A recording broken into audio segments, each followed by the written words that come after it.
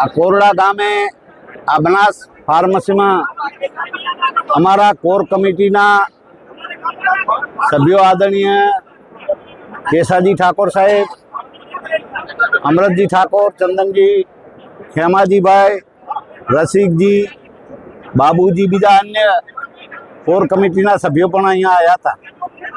એ કોયડા ગામમાં મગનજી ઠાકોરે જે માતાજીનો પ્રાગટ્ય દિવસ હતો એમાં એ રિઝમ લાવીને રાસ ગરબા કર્યા, પણ સમાજે એમ લાગ્યું કે નહીં ભાઈ, આ 3 જિલ્લાનું મહા મહેનતે જે બંધારણ બનાવ્યું છે તો એનો અમલ કરવો પડશે। એટલે મગનજીને પણ અમે વાત કરી કે ભાઈ સમાજ જે કહેશે એ કરવા તૈયાર છું।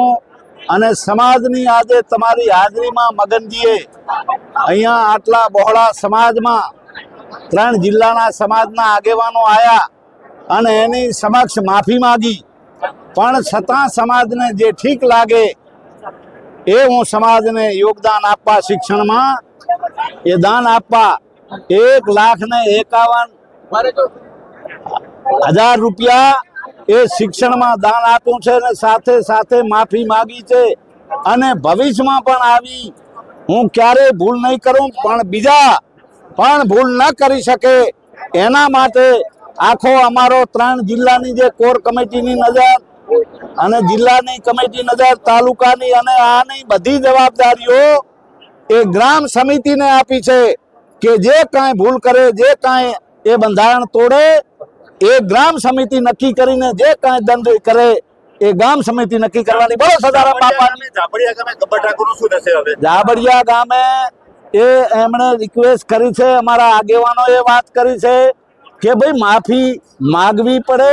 આ તો સમાજ મા બાપ છે, સમાજ માફી આલે, પણ તમારે માફી ન માગવી હોય અને એમ ન ચાલે। આ મગનજીએ જુઓ, એક માફી માગી સમાજ કને નતમસ્તક થઈને માફી માગી, સમાજે માફ કર્યો, પણ સાથે સાથે માફી માગી છતાં 1,51,000 રૂપિયાનો એ દંડ સમાજ વચ્ચે જાહેર કર્યો છે। એની આ શીખ લઈને બીજા કોઈ આ 3 જિલ્લામાં આવું કોઈ બંધારણ ના તોડી શકે અને નકે દંડ એ કોર કમિટી પણ એનો દંડ કરી શકે।